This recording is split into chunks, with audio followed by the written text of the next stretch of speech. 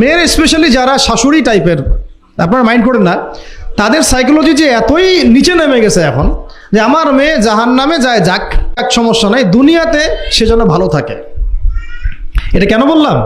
একটা সুদখোরের ঘরে তুলে দিতে সে দ্বিধাবোধ করতেছে না, একটা দুর্নীতিবাজের ঘরে তুলে দিতে দ্বিধাবোধ করতেছে না, একটা ঘুষখোরের ঘরে তুলতে দ্বিধাবোধ করতেছে না, হ্যাঁ, একটা মানে কি বলবো মাদকসেবী, ড্রাগ এডিক্টেড বা এই যে আর কি বলবো ফাসেক জালেম, এই ধরনের ঘরে উঠাই দিতেও সে দ্বিধাবোধ করছে না। পাঁচতলা বাড়ি চাই আমার, আর কি আমার মেয়ে পাঁচতলা বাড়ি থেকে সুখে থাকবে। এই যে সুখের ডেফিনেশন এখানে দিয়েছেন আপনারা, এই জন্য কত হাজার হাজার মেয়ের জীবন নষ্ট করে দিয়েছেন আপনারা। আমার কথা মাইন্ড করে না, হাজার হাজার মেয়ের জীবন মায়েরা নষ্ট করে দিয়েছে শুধুমাত্র মেয়েদের দুনিয়াবী সুখ এর সংজ্ঞাটা বুঝতে ভুল করার কারণে। এর নাম যদি সুখী হইতো তাহলে অমুসলিমরা সুখী না কেন, পশ্চিমারা সুখী না কেন, ওরা আত্মহত্যা করে কেন? এইভাবে মেয়েদের জীবন নষ্ট করেছেন। অথচ অল্প যদি হালাল রিজিকও হতো আল্লাহ পাক তাকে বরকত দিতেন, সুখে থাকতো। তা আল্লাহ পাক আপনাদেরকে রিজিকের মূল্য বোঝার, তাজিম করার তৌফিক দান করেন, আমিন। তো অনেক ভিতরে ভিতরে চলে যাচ্ছে আমি, সময় আমাদের হাতে আরও শর্ট হয়ে আসতেছে। তো এখানে একটা কথা বলে দিব যে রিজিকের প্রসঙ্গ যেহেতু আসছে, যে হালাল হালাল খেতে হবে আমাদেরকে, হারামের দ্বারস্থ হওয়া যাবে না। আপনার স্বামী যদি হারাম খায়, আপনি স্বামীকে বুঝান, তাকে ওই চাকরি ছেড়ে দিতে আপনি উৎসাহিত করেন। আমি আপনাদেরকে একটা অনেস্টির সাথে একটা কথা বলি, যত এই যে প্রশাসনে যত ঘুষখোর আছে, ঠিক আছে, যত দুর্নীতিবাজ আছে, যত মাদকসেবী আছে, মাদকের ব্যবসায়ী আছে, যত সুদখোর আছে, এরা সবাই কেন এই খারাপ কাজগুলো করে জানেন? তার স্ত্রীকে ভালো রাখার জন্যে, তার মাকে ভালো রাখার জন্যে, তার সন্তানদেরকে ভালো রাখার জন্য। তাহলে স্ত্রী হিসেবে, সন্তান হিসেবে, মেয়ে হিসেবে আপনি বলবেন যে আমাদের এইসব ভালোর দরকার নাই আব্বু, হে আমার প্রিয় স্বামী আমার এসব ভালোর দরকার নাই, হে আমার ছেলে আমার এসব ভালোর দরকার নাই, তুই হালাল পথে থাক, ওইখানে তুই আমাকে ডাল ভাত খাওয়া, আমি খুশি আছি। এইভাবে আপনারা তাদেরকে মোটিভেট করেন, দেখবেন সমাজে হারাম কমে গেছে ইনশাআল্লাহ। আর হারাম খাওয়াতে ছেলে মেয়েগুলো রক্ত মাংস করে উঠছে, এরাও কিন্তু মানুষ হবে না। আল্লাহ পাক আমাদেরকে হালাল খাওয়ার তৌফিক দান করেন, এবং হালালের জন্য আপনাদের ভূমিকা অনেক বেশি। আমরা উত্তরবঙ্গ সহ দেশের বিভিন্ন জায়গায় সফর করে যেটা দেখেছি, যত সুদী এনজিও আছে না, এনজিওগুলোর মধ্যে মহিলাদের নামই বেশি, জানেন, মহিলাদের নাম বেশি সুদী এনজিওতে।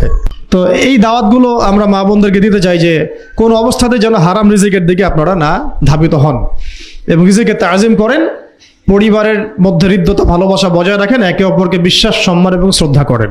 ইনশাআল্লাহ তাআলা আপনাদের পরিবারও সুখী হবে, রিজিকও সুন্দর হবে, এবং রিজিকে বরকত হবে ইনশাআল্লাহ। এরপরে আমি দু একটা পয়েন্ট নোট করেছি, বলে শেষ করে দিচ্ছি যে এটা স্পেশালি আমি আমাদের ওইসব দিনই বোনদেরকে বলতে চাচ্ছি যে বোনেরা এখনও বিয়ে শাদী করেন নাই। সেটা হচ্ছে যে বিয়ে করার আগেই দিনের বেসিক লেখাপড়া শেষ করেন। এত পাগল হওয়ার দরকার নেই। আগে চরিত্র হেফাজত হচ্ছে না, রোজা রাখেন, ঠিক আছে, দিনই পড়াশোনা আগে শেষ না করে বিয়ে করতে যায় না। বহু আলেমা যারা মাদ্রাসা লাইনের ছাত্রী ছিল, দিনই পড়াশোনা শেষ না করে বিয়ে পিড়িতে বসার কারণে কেরিয়ার ধ্বংস হয়ে গেছে। বিয়ে পরে করেন, আগে তুলনামূলক পড়াশোনাটাকে শেষ করে নেন। তুলনামূলক পড়াশোনা শেষ করতে 18 থেকে 20 বছর বেশি লাগে না। যদি আপনি শুরু থেকে শুরু করেন, একদম 18 থেকে 20 বছর হতে হতে আপনার পড়াশোনা মোটামুটি শেষ হয়ে যাবে। আর যে সাবজেক্টগুলো বললাম আমি, ওইগুলোই বেসিক পড়াশোনা। এখন এটা হয়তো সবার ভাগ্যে নসিব নাও হতে পারে, সেক্ষেত্রে বিকল্প অপশন আমরা যাব, কিন্তু আগে মূলনীতি হচ্ছে একটা লেভেল পর্যন্ত পড়াশোনা করার পরেই বিয়ে করেন। কারণ বিয়ের পরে আপনার যত রেসপন্সিবিলিটি আসবে, এটা তখন পড়াশোনা মেনটেন করা এতটাও সহজ না, প্রায় অসম্ভবের পর্যায়ে পড়ে যায় আর কি। আর দু একটা বাচ্চা কাচ্চা হয়ে গেলে তো তখন আর কোনো কথাই নাই। তাহলে আপনারা কি আমাদেরকে আয়েশা রাদিয়াল্লাহু আনহার মতো একটা প্রজন্ম দিতে পারবেন না? যদি এটা আপনাদের উদ্দেশ্য হয়, সেক্ষেত্রে কি পড়াশোনা শুরু থেকে করা উচিত না? এখন এই সুযোগটা আমাদের সব বোনদের সামনে হয়তো থাকে না, এই জন্য আমরা বললাম যে বিকল্প অপশনগুলোতে আপনারা দিন শেখার চেষ্টা করেন। আর এরপরে যখন বিয়ে করবেন, পড়াশোনা মোটামুটি শেষ হয়েছে, বিয়ে করবেন, এখন 18-20 বছর বয়স হয়ে গেছে, এখন আল্লাহর ওয়াস্তে দুনিয়াবি বিষয়কে সর্বোচ্চ অগ্রাধিকার দিয়েন না।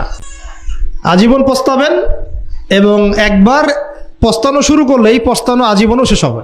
তখন মেইল করে মেসেজ করে লাভ হবে না, কারণ আপনি বিয়ের আগে দিনকে প্রাধান্য দেন নাই, বরং দুনিয়াকে প্রাধান্য দিয়েছিলেন। যখন আপনি সবসময় পরকালকে, আল্লাহকে, তার রাসূলকে প্রাধান্য দিবেন, দিনকে প্রাধান্য দিবেন, দুনিয়া আল্লাহই গুছিয়ে দিবেন। আর যখন আপনি মানে দুনিয়াকে সর্বোচ্চ অগ্রাধিকার দিবেন, দিন আপনার কাছ থেকে দূরে সরে যাবে। দিনের একটা গায়রত আছে, একটা ব্যক্তিত্ব, দিনের একটা স্বতন্ত্র গায়রত আছে, সে সবার কাছে ধরা দেয় না। যে তাকে মূল্যায়ন করে তার কাছেই দিন আসে, যে তাকে মূল্যায়ন করে না তার কাছে দিন আসে না।